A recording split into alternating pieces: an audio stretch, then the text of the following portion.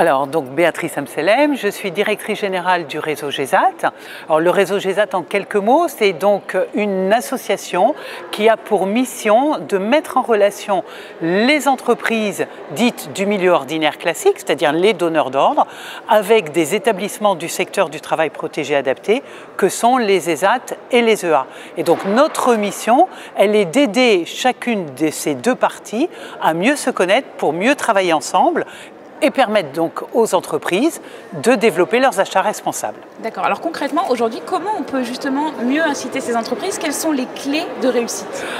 Alors des clés de réussite, il y en a énormément. Il y a celles déjà issues de l'entreprise, où déjà ce qu'on peut remarquer, c'est que quand l'incitation vient d'en haut, quand l'incitation vient, on va dire, des chefs, effectivement, on se rend compte qu'il y a une volonté qui s'imprègne beaucoup plus dans l'entreprise, bien évidemment.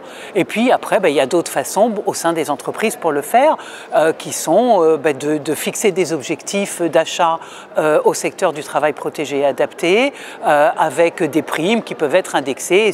Donc ça, c'est le côté entreprise. Et puis il y a bien sûr plein d'autres façons.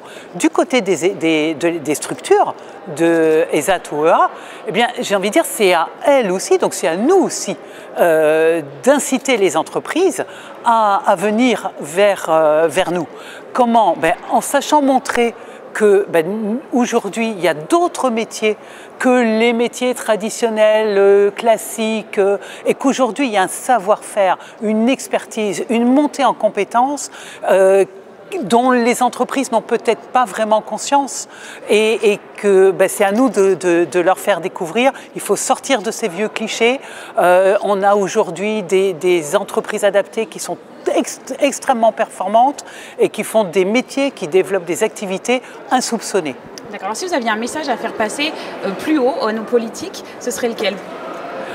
Alors, j'ai envie de dire, je vais un peu prêcher pour ma paroisse, qui est de dire, bon, je sais que le gouvernement, que l'État est très sensible au fait que les personnes qui travaillent soit en ESAT, soit en EA, sortent vers ce qu'on appelle le milieu ordinaire classique. Mais j'ai envie de dire, oui, bien sûr, c'est très bien, mais ce n'est pas l'alpha et l'oméga, c'est pas ça qui forme le tout. Ce qui est important, c'est de donner les moyens aux structures EA et ESAT de faire travailler en leur sein des personnes qui de toute façon ne pourront jamais ou provisoirement travailler dans le milieu ordinaire classique. Donc donnons des moyens, faisons confiance, organisons, finançons des formations pour des montées en compétences pour des personnes qui ne veulent ou ne peuvent aller dans le milieu ordinaire classique. Alors juste pour terminer, qu'est-ce que vous attendez de ce premier salon du handicap et des achats responsables? J'attends beaucoup de choses. Ce que j'attends surtout, c'est que les visiteurs entreprises soient convaincus que le secteur du travail protégé et adapté peut leur faire progresser dans leurs achats responsables.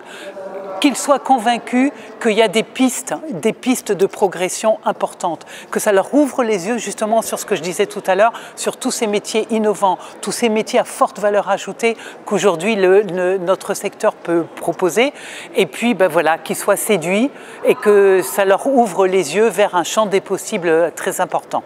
Béatrice Amselem, merci beaucoup. Je vous en prie, merci.